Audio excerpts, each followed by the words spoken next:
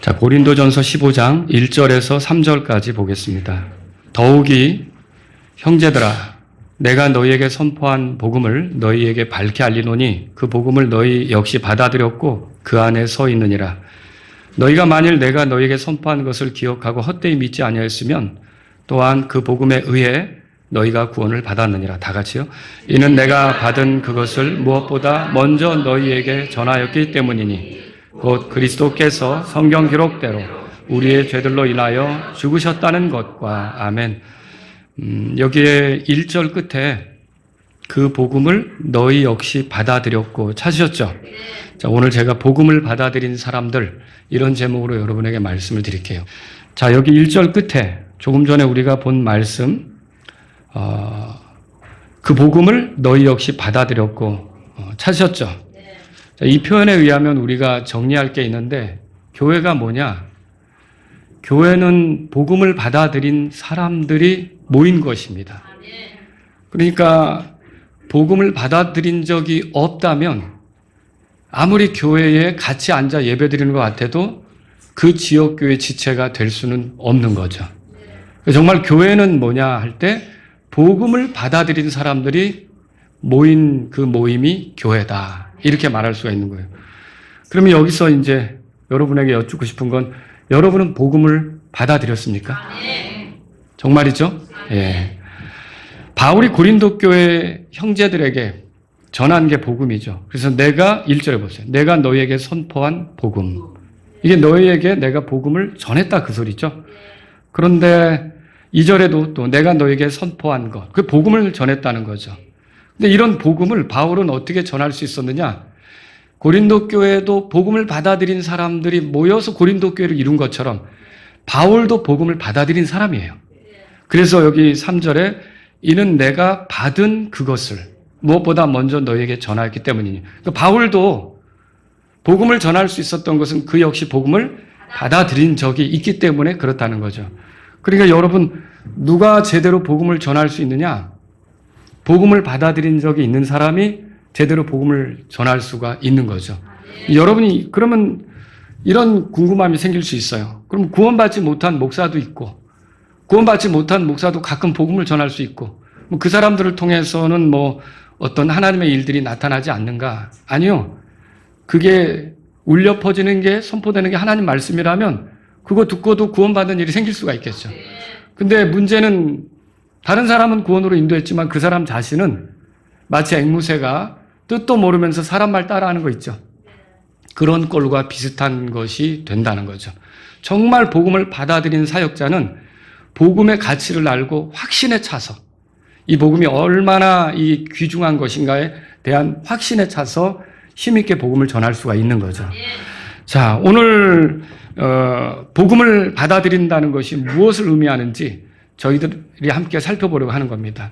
그래서 우리가 복음에 합당하게 사는 삶을 원한다면 이 복음을 받아들인다는 것이 무엇인지 알 때 그걸 더 잘 살아갈 수 있을 것 같아요. 그렇게 잘할 수 있을 것 같다는 거죠. 그래서 저와 여러분들이 오늘 복음을 받아들인다는 것이 무엇인지 함께 말씀을 통해서 살펴보겠는데 여러 가지로 얘기할 수 있겠지만 오늘은 뭐 시간도 그렇고 하니까 한 4가지로 여러분에게 정리해서 말씀을 드릴게요. 첫 번째는 뭐냐면 복음을 받아들인다는 것은 구원의 길로서 복음 외에 다른 방법을 거부하는 겁니다. 세상의 종교 철학 이념은 다양한 구원의 길이 있는 것처럼 말하죠. 그래서 유일한 구원의 길, 예수님을 통해서만 구원받는다 이렇게 말하면 편협하다, 외골수다 이렇게 비난할 수 있어요. 비판할 수 있어요. 그렇지만 그런 비난, 비판을 듣는다 할지라도 나는 예수님 외에는 구원의 길이 없다. 복음 외에는 구원받을 길이 없다. 이렇게 믿는 것이 복음을 받아들인 거예요. 여러분 그렇게 믿으십니까? 그래서 천국에 들어가는 길은 오직 예수님밖에 없는 거죠. 우리가 어린 시절부터 불렀던 노래 있잖아요. 한번 281장인데 여러분이 생각을 더두면서 같이 불러보시면 좋겠어요. 반주 없이. 천국에 들어가는 길은 예수님뿐이지요. 황금집으로 가는 길도 예수님 뿐이지요. 다른 길은 없어요. 아멘. 천국에 들어가는 길은 예수님 뿐이지요. 아멘. 여러분, 이 노래 믿음의 고백으로 부를 수 있습니까? 누가 날 비난한다 하더라도, 누가 날 비판한다 하더라도 지금 우리가 부른 노래처럼 하늘나라에 갈 수 있는 길은 예수님밖에 없다. 내가 아버지하고 가깝게 될 수 있는 길은 예수님밖에 없다. 이렇게 믿는 사람이 복음을 받아들인 거예요. 그렇게 믿는 사람이 복음을 받아들인 거고, 왜 그러냐? 예수님이 말씀하셨어요.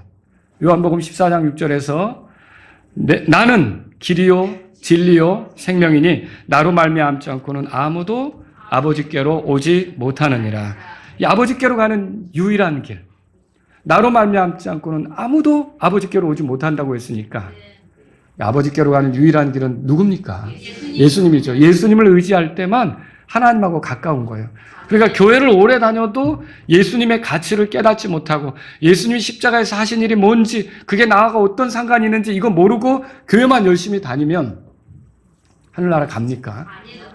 평생 교회 생활하고 마지막에 주님이 내가 너를 도무지 알지 못하니까 내게서 떠나라, 이런 소리 들을 수밖에 없는 거죠.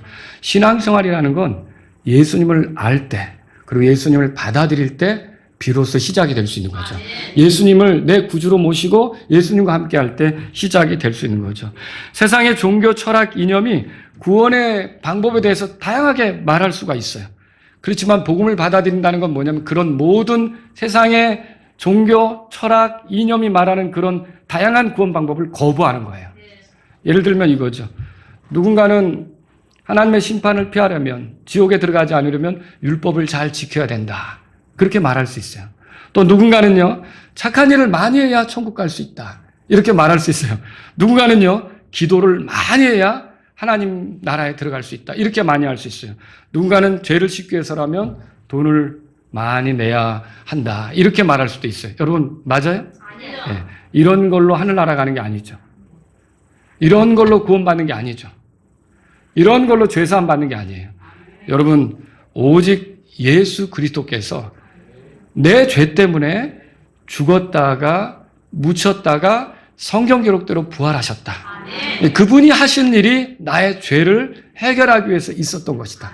내가 그분을 나를 위한 구주로 믿으면 하나님께서는 나의 죄에 대한 심판을 예수님께 집행하셨기 때문에 나에 대해서는 더 이상 심판하지 않고 나를 받아주신다.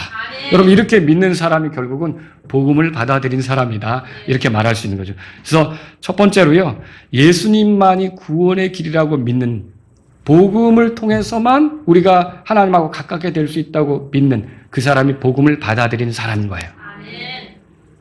그 사람이 복음에 또 합당하게 걸어가는 거고요.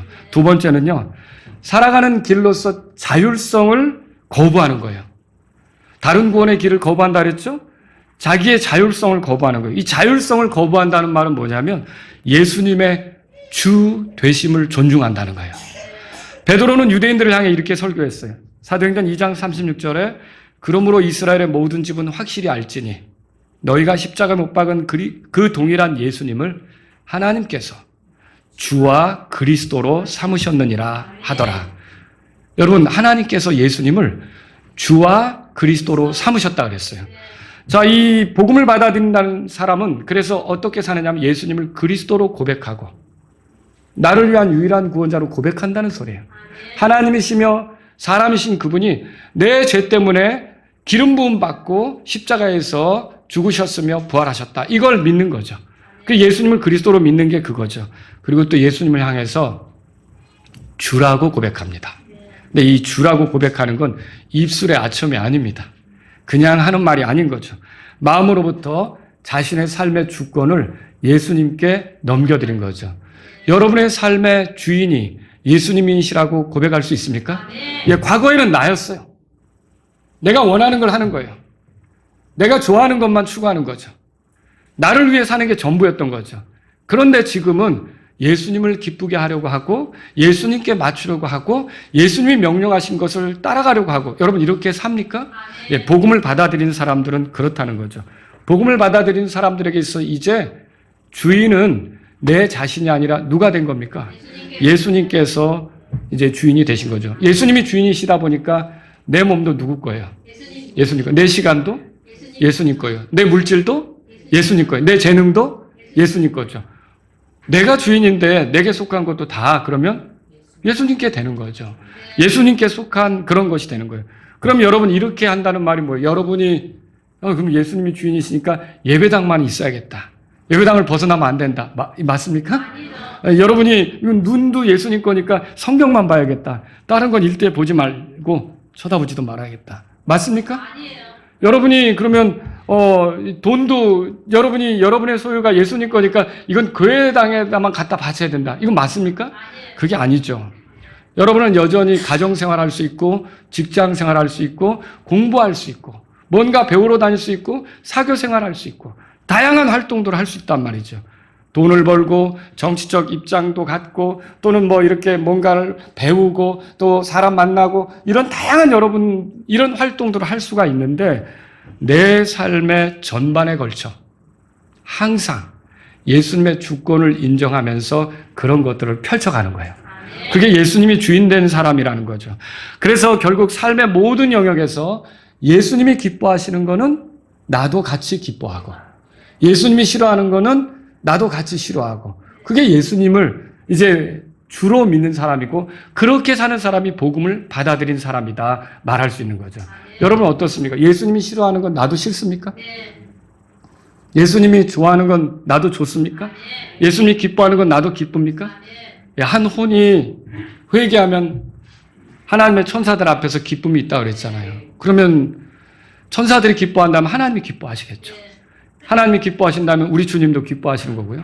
그럼 여러분 한 혼을 주님께로 인도하려고 하는 일도 여러분에게는 소중한 일이 되는 거죠. 그게 복음을 받아들인 사람의 모습이라는 거예요. 자율성을 거부한다는 것은 결국 옛사람을 거부한다는 거예요. 옛 본성으로 살지 않는다는 거죠.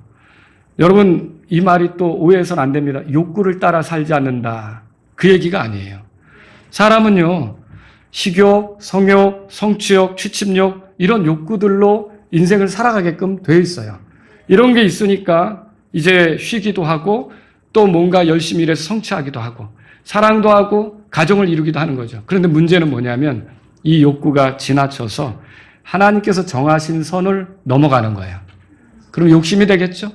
자기중심적인, 이기적인, 자기만 생각하는 그런 것이 되겠죠. 이렇게 해서 탐욕이 나오고 이기심이 생기는 건데 이런 것들을 거부하고 주님께 맞추어 살려고 하는 것이 복음을 받아들인 사람의 모습이다. 그렇게 할 수 있는 거죠. 그리스도는 내 이기심을 거들기 위해서 내 안에 들어오셨습니까? 천만에요. 그리스도는 내 탐욕을 채워주기 위해서 내 삶에 들어오신 겁니까? 아니죠.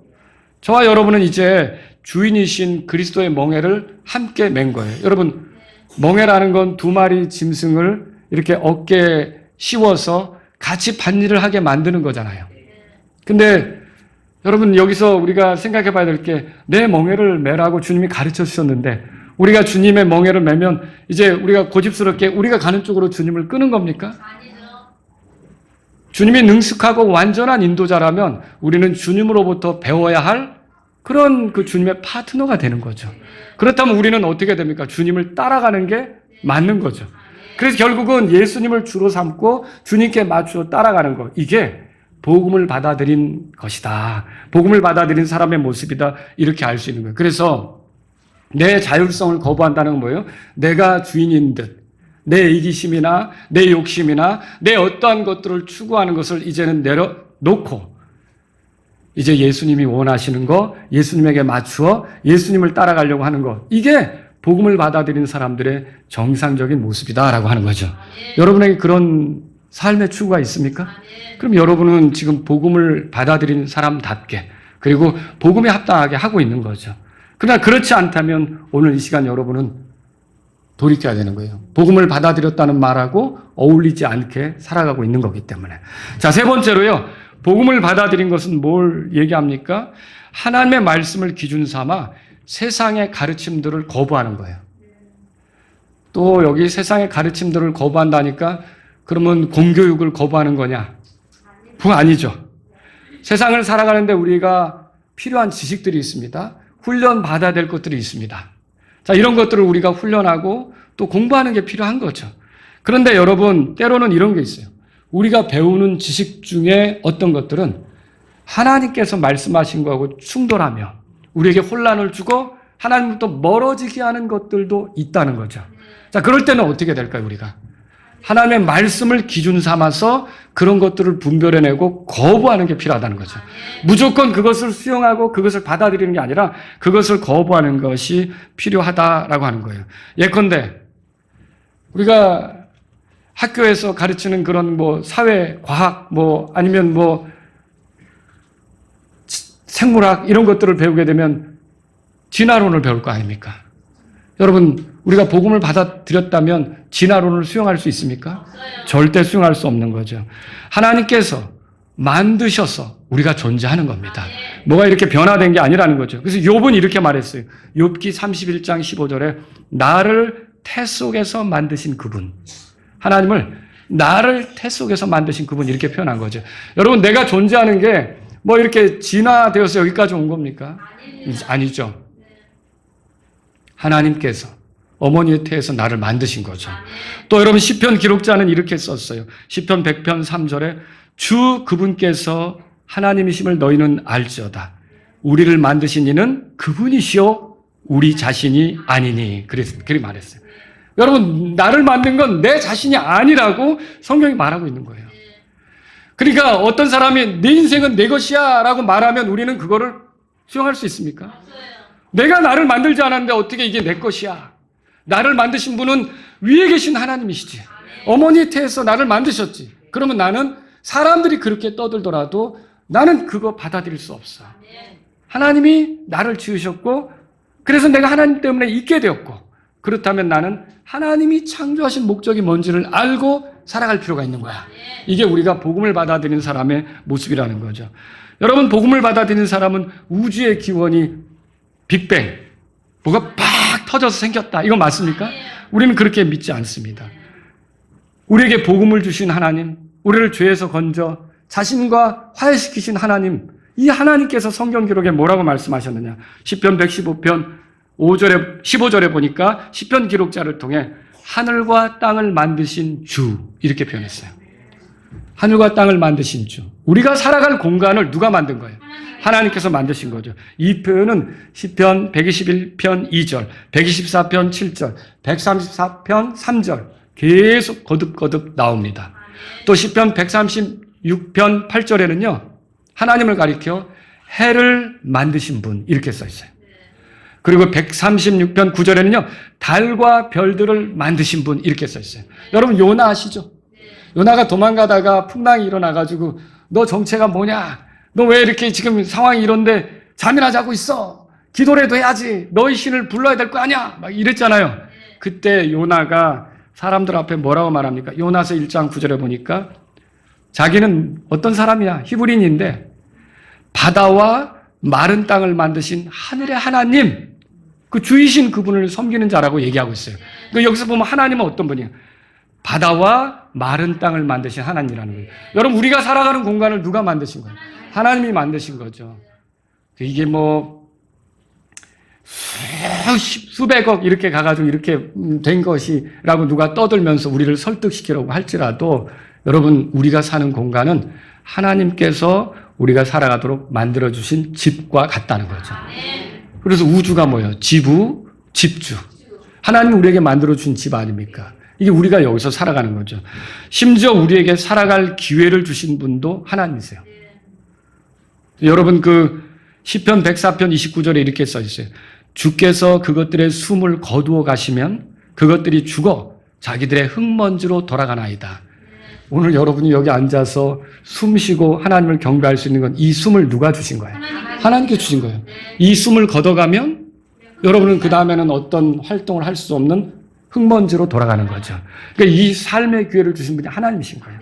사도행전 17장 24절에 세상과 그 안에 있는 모든 것을 만드신 하나님, 바울이 그렇게 설교했어요. 여러분과 저는요, 세상 사람들이 뭐라고 가르치더라도 성경을 기준 삼아 볼 수 있게 되기를 바랍니다. 그것이 복음을 받아들이는 사람의 모습이라는 거죠. 세상의 가르침을 거부한다는 것은 그래서 다른 게 아니라 하나님의 말씀을 기준 삼아 모든 걸 보는 거예요. 예를 들면 구원에 대해서도 세상은 뭐라고 말하느냐 들어보십시오. 이렇게 얘기합니다. 지옥이 없으니 구원은 필요 없다. 여호와 증인들은 지옥이 없다고 말하죠. 여러분 맞습니까? 아니죠. 죽으면 혼이 멸절되니 구원은 필요 없다. 안식교인들은 그렇게 말하죠. 여러분 죽으면 혼이 멸절됩니까? 아니죠. 그 혼이 어디론가 가잖아요. 네. 낙원으로 가든지 고통받는 곳으로 가든지 그렇게 될 거 아닙니까? 그게 어디 나오는 얘기예요? 성경에 써 있는 진리죠. 예, 우리가 하나님 말씀을 믿는 거죠. 또 그분이 사랑이시니까 그분은 심판하시지 않는다. 그분이 심판하지 않으면 구원 같은 건 필요가 없다. 맞아요? 아니죠. 여러분 하나님은 사랑이시지만 성경을 들여다보세요. 하나님은 공의로운 분이세요. 하나님은 사랑이시지만 거룩하신 분이시고 그 거룩에 도전하는 모든 가증한 것들에 대해서 참아보지 못하시고 반드시 심판하시는 분이에요. 그렇기 때문에 우리가 이런 하나님의 말씀에 의존한다면, 이런 하나님의 말씀에 따라 본다면 그렇게 아니라는 생각을 가지고 있는 사람들이 옳지 않다는 걸 알고 일깨우려고 해야겠죠. 여러분 또 이렇게 말하는 사람도 있어요. 궁극적으로 언젠가 때가 되면 모든 사람들이 구원받는다. 그러므로 지금 당장 구원받을 필요는 없다. 맞아요? 아니죠. 믿는 사람만 구원받습니다. 주 예수 그리스도를 믿으면 구원받습니다. 그러나 그렇지 않으면 자기의 죄로 인해 하나님을 대적하며 산 것으로 인해 심판을 받을 수밖에 없는 거죠. 이런 하나님의 말씀을 가지고 세상 사람들이 하는 얘기들을 거부할 필요가 있는 거죠. 분간해 볼 필요가 있는 거죠. 또 어떤 사람들이 이렇게 얘기하죠. 야, 우리가 죽으면 천국이나 지옥으로 가는 게 아니라 다시 소로 태어나든지 개로 태어나든지 벌레로 태어나든지 할 거다. 여러분 맞습니까? 한 번 죽는 것은 사람들에게 정해진 것이에요. 이것 뒤에는 또 다시 태어나는 게 있어요?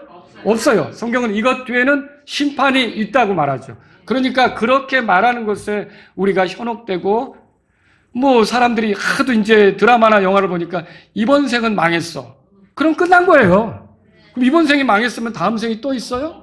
예, 구원받을 기회는 이 땅에서의 삶이 전부예요. 이 땅에서의 구원받을 기회를 잃어버리면 다음 생에서 내가 꼭 구원받으리라 말이 됩니까? 안 돼요. 다음 생은 없는 거예요. 하나님이 우리에게 한 번 주신 삶의 기회를 통해서 이 안에서 구원받지 못하면 영원히 멸망할 수밖에 없는 거죠. 그러니까 그렇게 세상으로부터 오는 메시지, 세상 사람들이 떠드는 이야기를 여러분과 저는 여과 없이 받아들일 게 아니라 하나님 말씀을 가지고 구분해 볼 필요가 있다는 거죠. 그리고 하나님 말씀에 맞지 않으면 어떻게 돼요? 거부해야 하는 거죠. 거부해야 되는 거예요. 우리 자녀들에게도 그런 것들을 그냥 노출시킬 것이 아니라 우리 자녀들을 대할 때도 그런 것은 하나님의 말씀에 보면 옳지 않다라고 거부하게 해줘야 되는 거죠. 아이들이 많이 보는 디즈니 만화 영화 이런 것들을 보면요. 내 눈에 보기에 좋은 대로 해라. 메시지가 그거예요. 근데 잠언에 보면 내 눈에 보기에 옳은 대로 하지 말라고 하잖아요. 그리고 또 이런 얘기도 있잖아요. 내 마음이 원하는 대로 하라. 맞아요? 아니죠. 우리가 우리 마음에 타락한 마음에 원하는 대로 하면 뭐만 만들겠어요? 죄만 만들고 사악함만 일으키고 하나님을 등지고 살아가겠죠. 이런 메시지들을 계속 우리가 이런 매스미디어를 통해 받는다는 거죠. 이건 옳지 않은 거죠. 우리가 그런 걸 거부할 필요가 있는 거죠. 또 지금 즐거운 것이 최선이다. 맞아요? 아니에요. 지금의 쾌락을 위해서, 지금의 즐거움을 위해서 온전히 모든 것을 쏟는다? 여러분, 우리가 어떻게 행했는지에 따라 심판이 있어요. 젊은이들아, 너희들이 어떻게 살든지 마지막 때 하나님 앞에 서고 하나님이 심판한다는 걸 전도서가 말하지 않습니까? 그러면 저와 여러분들이 이런 세상의 메시지들 앞에서 우리가 아무 생각도 없이 그냥 그걸 받아들일 게 아니라 복음을 받아들인 사람은요, 하나님의 말씀. 왜냐하면 복음도 하나님 말씀을 통해서 우리에게 제시된 거 아닙니까? 그 복음을 제시한 하나님 말씀을 우리가 존중하기 때문에 그런 것들을 비교해보고 하나님 말씀에 맞지 않는 것들은 거부한다는 거죠. 여러분 그런 것들을 거부해내고 있습니까? 그래서 아주 오래전에 제가 어느 교회에서 전도사 생활을 하고 있었을 때였어요. 주일학교 이제 교사들 모아놓고 매주마다 가르치고 또 이렇게 얘기하고 그러는데, 아니, 교사 중에 한 분, 여자분이셨는데 그 주간에 사랑과 영혼을 봤대요. 사랑과 영혼이라는 영화를 봤는데, 보신 분이 있으십니까? 자수하셔서? 그런데 그 영화를 봤는데 얘기하는 게 전철에 타도 누가 옆에 있는 것 같고.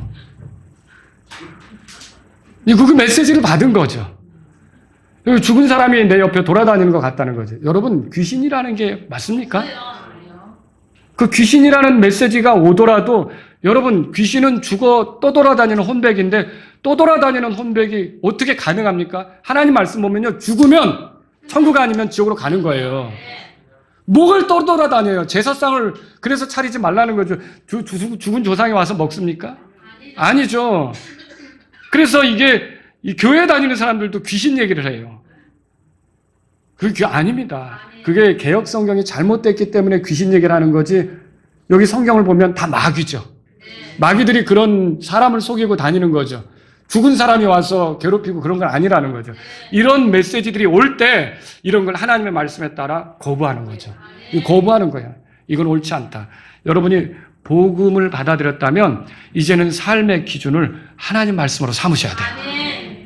그게 우리가 현명하게 남은 인생을 살아가는 길이에요. 내가 구원받았다고 해놓고 이 친구 말 듣고 저 유튜브 말 뭐 듣고 저거 듣고 하면서 머리가 완전히 복잡해져가지고 나중에 성경 보면 성경도 혼란스러워지고, 여러분 그럴 필요 없다는 거죠. 저와 여러분들의 분명한 기준이 제시되었어요. 살아있고 영원하며 변하지 않는 하나님 말씀이에요. 이것이 우리에게 주어졌다면 여러분이 이 말씀을 기준 삼아서 세상의 것들을 식별해보고 하나님 말씀에 도전적인 것이 있다, 반대하는 것이 있다 그러면 거부하는 거예요. 그것이 복음을 받아들인 사람의 모습이다. 이렇게 정리하시면 되겠습니다. 마지막으로 네 번째 하나 더 말씀드릴게요. 거룩한 삶을 추구하고 죄악된 삶을 거부하는 거예요. 복음은 그리스도께서 우리 죄들로 인해 죽으시고 묻히셨다가 성경 기록대로 셋째 날에 다시 살아나는 걸 말하죠. 여기 고린도전서 15장 보세요. 3절 4절 다 같이 읽습니다. 이는 내가 받은 그것을 무엇보다 먼저 너희에게 전하였기 때문이니 곧 그리스도께서 성경 기록대로 우리의 죄들로 인하여 죽으셨다는 것과 또 그분께서 묻히셨다가 성경 기록대로 셋째 날에 다시 일어나셨다는 것과, 이게 복음이죠. 내가 죄로 인해 하나님의 진노의 대상이었고 하나님의 심판을 받을 수밖에 없고 이 땅에서 아무리 화려하게 살았어도 죽음과 함께 지옥으로 떨어져서 하나님 앞에서 고통을 받아야 하는, 고통을 당해야 되는 그런 존재, 그리고 둘째 사망을 통해 불의 호수에 던져져서 영원히 멸망해야 될 존재, 다시는 회복의 기회도 없고 다시는 건져질 기회도 없는 그런 비참한 존재였는데, 이 그렇게 만드는 죄를 해결할 길이 생긴 거예요. 그 죄를 해결해 주시게 하나님께서 이 땅에 구원자를 보내신 거죠. 그 구원자가 예수 그리스도신데, 이 예수 그리스도가 여기 3절에 나온 것처럼 우리의 죄들로 인하여 그렇게 돼 있죠. 그래서 이 표현도 또 그렇죠. 우리의 죄들을 위하여 그렇게는 하지 않았어요. 우리의 죄가 뭐 대단한 게 아니라는 거죠. 그러니까 뭐 그거 뭐 애지중지해야 될 그건 아니잖아요. 우리 죄 때문에 그 소리죠. 우리의 죄 때문에 예수님께서 죽으시고 묻히시고 부활하셨다는 거예요. 원래 죄인이 심판을 당해야 되죠. 그런데 죄인인 나를 대신해서 예수님께서 대신 심판을 당하신 거죠. 그 죽음으로 내 죄값을 치른 거죠. 그리고 거기서 흘린 피로 모든 죄에서 나를 깨끗하게 한 거죠. 그리고 죽음으로만 끝나지 않고 부활하셔서 그분이 흠없는 희생물이었다, 깨끗한 희생물이었다는 것을 입증하신 거죠. 그래서 이 예수 그리스도를 믿는 사람은 이미 죄에 대한 하나님의 심판이 집행된 거예요. 하나님이 죄에 대한 심판을 집행했다면, 내가 그것이 나를 위한 것이라고 믿는다면 내 죄에 대한 심판을 또 하나님이 집행하실 필요가 있습니까? 없는 거죠. 그 예수님의 공로로 내가 구원받게 됐어요. 예수님의 공로로 죄 용서받게 됐어요. 예수님의 공로로 하나님과 화해를 이루게 됐어요. 예수님의 공로로 하나님께 받아들여지게 된 거죠. 여러분, 이게 얼마나 대단한 겁니까? 그래서 복음이에요.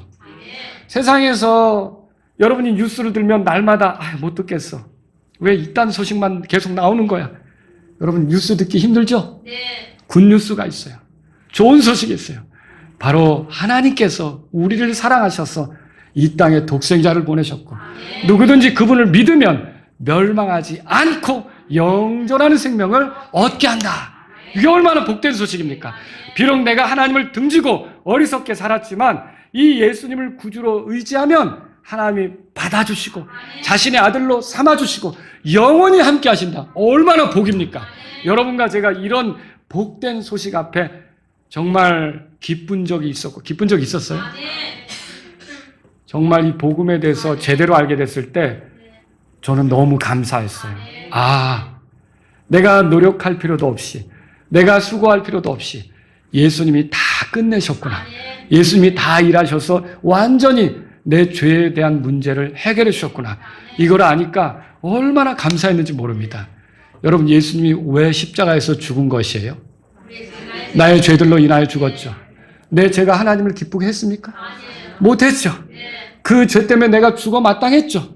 근데 그 죄 문제를 해결하기 위해서 예수님이 십자가에서 죽으신 거죠. 그러면 여러분, 이 죄는 하나님이 기뻐하신 거였어요? 싫어하신 거였어요? 아주 싫어한 거였죠. 그럼 내가 죄들을 용서받고 복음을 받아들였다고 하는데 내가 그 하나님께 받아들여진 사람이 죄를 기뻐하면 됩니까?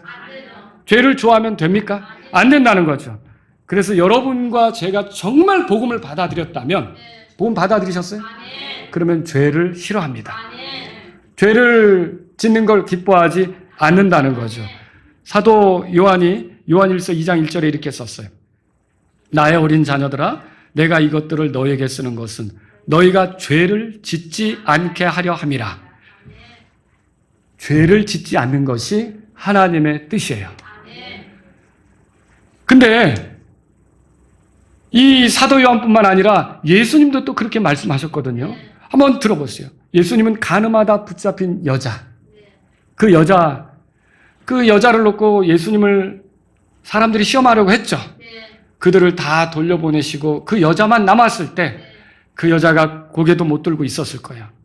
자기의 수치, 부끄러움, 죄 이런 것들이 드러냈기 때문에. 그런데 예수님이 이렇게 말씀하시죠. 요한복음 8장 11절에 나도 너를 정죄하지 않노라. 가서 더 이상 죄를 짓지 말라. 여러분, 정죄하지 않는다고 그랬어요. 근데 정죄하지 않는 게 이제는 정죄함이 없다가 이제는 죄사함 받았다가 죄를 지어도 된다는 뜻입니까? 아니죠.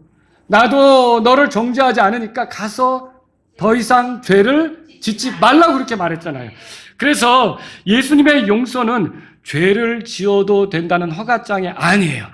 죄사함 받았다고 떠들면서 이젠 모든 죄를 용서받았으니 내가 어찌 되든 상관없어. 천만에요. 하나님은 그런 식으로 살라고 우리에게 죄사함을 주신 게 아니에요. 우리가 죄를 멀리하고 죄를 싫어하고 죄로부터 돌이켜서 거룩하게 살아가라고 우리에게 죄사함을 주신 거예요. 그걸 알고 그거에 맞춰 살아가는 사람이 복음을 받아들인 사람이지, 복음을 받아들였다는 사람이 죄사함 받았기 때문에 내가 어떻게 살아도 상관없다 이렇게 말할 수 없는 거죠. 죄사함 받았다면요, 이래서 더 이상 죄를 짓지 말라는 주님의 말씀을 가볍게 생각하지 않고 존중한다는 거예요. 또 여러분, 38년 동안 병약한 자를 예수님께서 찾아와서 베데스다 목가에서 그 침상을 들고 가게 고쳐주신 거 알죠? 그 사람을 다시 만났어요. 다시 만나가지고 하신 말씀이 있어요. 요한복음 5장 거기 보면 14절에 이렇게 써 있어요. 내가 온전하게 되었으니 더 심한 것이 내게 생기지 않도록 더 이상 죄를 짓지 말라 그렇게 말했어요. 아니, 우리가 죄사함 받아서 온전한 신분이 되고 완전한 구원을 얻었고 이제 완벽한 그 하나님의 자녀된 위치를 얻었다면 저와 여러분들이 살아가야 될 방식은 죄를 멀리하는 삶이어야 한다는 거죠. 하나님이 기뻐하지 않는 것들을 아무렇지도 않게 내 삶에 품고 죄의 습관에 쩔어 이렇게 갈 것이 아니라 그 죄의 습관에 쩔어 있는 것을 내가 본다면 하나님 앞에 이건 아니다라고 하면서 통곡하고 돌이키고 회개하는 것이 필요하다는 거죠. 여러분, 사도 요한은 편지에서 이렇게 썼어요. 요한일서 5장 18절에 누구든지 하나님에게서 난 자는 죄를 짓지 않는다. 이 말이 또 여러분이 죽을 때까지 죄를 짓지 않는다는 말입니까? 아니죠. 이게 뭐예요? 옛 본성으로, 옛 사람으로만 사는 사람이 아니라 이제 새 본성을 가졌고 새 사람이 들어왔는데 그 하나님께로부터 난 사람은 죄를 싫어하고 하나님의 성품에 참여했고 거룩함을 좋아하기 때문에 이 죄를 멀리할 수밖에 없다는 거죠. 우리 안에는 성령님을 따라 거룩하게 살고자 하는 게 있고 육신을 따라 어리석게 가고자 하는 게 있죠. 근데 저와 여러분이 옛사람을 그리스도와 함께 십자가에 못 박았다고 믿고 그 복음에 따라 행동하게 되면 여러분은 거룩한 발걸음을 옮길 수 있는 거예요. 근데 내가 그리스도와 함께 십자가에 못 박혀 죽었다는 것이 인정이 안 되면 날마다의 삶 속에서 어떻게 되겠습니까? 육신을 따라 살면서 하나님의 자녀다운 모습이 아니라 구원받지 못한 사람의 모습, 구원받기 전의 모습 얼마든지 드러낼 수밖에 없다는 것이죠. 여러분과 저는요, 구원받았으면 죄사함 받았는데 죄가 드러날 때 그거 놀라고 당황해야 하는 거예요. 아무렇지도 않게 그거 받아들이면 안 돼요. 여러분이 하얀 티셔츠를 입고 가족들이 식사하러 갔어요. 이제 요즘에 식사하면 앞치마도 주잖아요. 근데 그 가게는 앞치마가 없었나 봐요. 근데 여러분들이 이제 식사하고서 이제 티셔츠 뭐 이런 거 입고 이제 또 누구 만나러 가야 돼. 이제 점심 먹고. 그런데 먹다가 뭡니까 이 뼈다귀 해장국이 그렇게 맛있네. 요 젓갈로 한번 누가 이기나 해보자 하고 막 뼈 먹다가 튀었어요. 너무 맛있게 먹은 표시로 여기 빨간 게 더덕 튀었어요. 고춧가루 그 국물이 튄 거죠. 여러분 괜찮아 이렇습니까? 아니 그 튀는 순간 어떻죠? 빨리 물티슈 잡고 막 지우려고 하고 어떻게 하겠어요? 여러분이 그거 그렇게 하죠? 우리가 죄사함 받았고 복음을 받아들였다면 우리 삶에 죄가 드러날 때 부끄럽고 이걸 내려놓으려고 하고 여기서부터 돌이키려고 해야 된다는 거죠. 그거 덕지덕지 묻히고 다니면서 뭐 다 누구나 이렇게 사는 건데 이렇게 안 한다는 거죠. 그래서 저와 여러분들은요 오늘 이 말씀을 생각하셔야 돼요. 사도 요한은 만일 누가 죄를 지어도 그랬죠. 우리가 죄를 지을 수도 있다는 걸 표현했어요. 근데 죄를 짓는 게 우리에게 아무렇지도 않습니까? 아니 그거 심각한 문제죠. 내 죄 때문에 예수님이 죽었는데 또 내가 이 죄를 지어서 하나님이 기뻐하지 않는 것을 내 삶으로 했단 말인가? 여러분 그렇게 해서 죄를 지었을 때 그게 드러났을 때마다 저는 어떻게 합니까? 바로 그 순간 주님 앞에 무릎을 꿇고 하나님 아버지 제가 잘못했습니다. 제가 이런 삶을 반복하지 않도록 제 안에서 능력이 되어 주십시오. 아멘. 말씀에 이끌려 가기를 원합니다. 저와 여러분들이 그렇게 할 수 있기를 바랍니다. 아멘. 그래서 정말 복음을 받아들이는 사람 어떠냐? 죄에 예민하게 반응하게 돼 있어요. 죄를 싫어합니다. 죄를 지을 때도 있지만 그것 때문에 마음에 근심이 생기고 여러분 물론 죄를 지어도 정죄는 없다 그랬잖아요. 율법의 정죄를 받지 않잖아요. 근데 그것이 우리가 죄를 지어도 된다는 허가장은 아니잖아요. 우리가 더 거룩하게 살고자 하는 거죠. 그래서 저와 여러분들이 복음을 받아들였다면 죄를 멀리하려고 하는 삶을 산다는 거죠. 말씀을 정리해 볼게요. 복음을 받아들인다는 건 이제껏 살펴본 대로 첫째, 예수님만이 구원의 기름을 인정하고 사는 거예요. 둘째, 예수님이 나의 주인이심을 인정하고 사는 거예요. 셋째, 하나님의 말씀을 잣대 삼아 살아가는 거예요. 넷째, 죄를 멀리하고 거룩한 삶을 추구하는 거죠. 여러분은 오늘 이 말씀을 들으면서 한번 생각해 보세요. 내가 거기에 복음을 받아들인 사람답게 살아가고 있는 건지. 여기 1절에 보세요. 15장, 고린도전서 15장 1절에 더욱이 형제들아 내가 너에게 선포한 복음을 너희에게 밝게 알리노니 그 복음을 너희 역시 뭐라고 됐어요? 받아들였고 그 다음에 뭐라고 됐어요? 그 안에 너희가 서 있다고 그랬죠.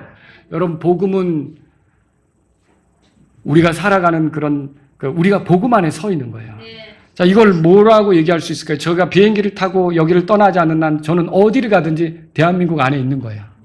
대한민국의 법이 나에게 미치는 거죠. 내가 이 어디 가든지 대한민국이죠. 뭐 여기 가든지 부산 가든지 다 대한민국이죠. 여러분과 저는 학교에 가든지 혹은 직장에 가든지 사람들을 만나든지 사교 모임을 가든지 운동을 하러 가든지 어디나 복음 안에 서 있다고 믿으셔야 돼요. 그러니까 이 복음에 합당하게 걸어가는 사람이어야 된다고 믿으셔야 된다는 거죠. 그래서 여러분 이런 사람들이 모인 곳이 또 교회가 되는 거예요. 복음은 교회의 기초입니다. 모든 그리스도인은 복음 안에 서 있고요. 복음을 기초로 하지 않은 교회는 그 복음이 기초가 되지 않은 교회는 이름이 교회라고 해도 예수 그리스도의 교회가 아니에요. 뭐 그건 종교 모임이든지 아니면 사교 모임이든지 이단 모임이 되겠죠. 정말 진짜 제대로 된 교회는 복음이 기초가 돼서 복음을 받아들인 사람들이 모여서 교회가 된다는 거죠. 그러다 보니까 어때요? 이 예배당에 와서만이 아니라 하나님하고 관계가 회복됐잖아요.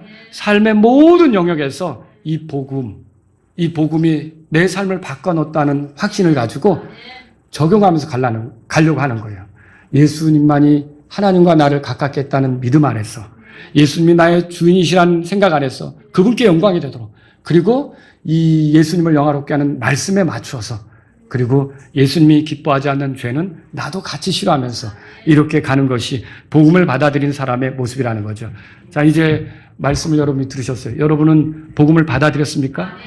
만약 이 시간에 나는 아직까지 복음을 받아들이지 않고 교회만 다녔어요, 그런 분이 있다면 여러분에게 시간을 드리겠습니다. 여러분이 예수님을 여러분의 구주로 받아들이시기 바랍니다. 예수님이 나의 죄 때문에 죽었고 묻혔고 부활했다. 그분의 공로로 내가 하나님께 용서받는다. 죄에 대해서 내가 심각하지만 예수님을 의지하면 하나님이 나를 심판하지 않는다. 예수님이 나의 구주다. 나의 주님이시다. 내 인생은 이제 예수님을 통해 새롭게 가야겠다. 이런 마음으로 예수님을 구주로 받아들이시기 바랍니다. 여러분 복음 받아들였습니까? 그렇다면 복음에 합당하게 살고 있는지 돌아보세요. 복음에 합당하게 산다는 말이 뭡니까? 오직 구원의 길로서 예수님만을 존중하는 거죠. 그리고 그리스도이신 예수님을 주로 알고 그분께 맞춰 사는 거죠. 그리고 내 삶의 기준으로 하나님 말씀을 삼고 걸어가는 거죠. 그리고 죄를 멀리하고 거룩한 삶을 사는 거죠. 여러분 한번 오늘 말씀을 들었으면 내가 복음에 합당하게 걷고 있는가? 만약 걷고 있지 못하다면 돌이키는 시간이 됐으면 좋겠어요. 아버지, 나에게 정말 귀한 복음을 주셨는데 이 복음에 어울리게, 이 복음에 합당하게 내 삶의 모든 영역에서 복음을 드러내면서 이 주님의 영광을 걷기를 원합니다. 이렇게 여러분 기도하시지 않겠습니까? 다 같이 일어서시겠습니다. 오늘 이 말씀을 들으신 여러분 가운데 하나님 아버지, 내가 계속 복음에 합당하게 살아가고자 힘을 주십시오. 능력이 되어 주십시오. 말씀으로 저를 이끌어 주십시오. 성령님을 통해 저를 강하게 하여 주옵소서. 내가 복음에 합당한 삶을 살도록 이끌어 주옵소서. 여러분 가운데 이런 분이 있다면 이 시간 주님께 기도하십시오. 구원의 길로서 예수님만을 존중하고 그리스도이신 예수님의 주권을 인정하면서 살기를 원합니다. 이런 분이 있다면 이 시간 주님 앞에 나아가시고 내 삶의 기준은 세상에서 무엇을 듣든지 하나님 말씀으로 잣대 삼아 판단하며 가겠습니다.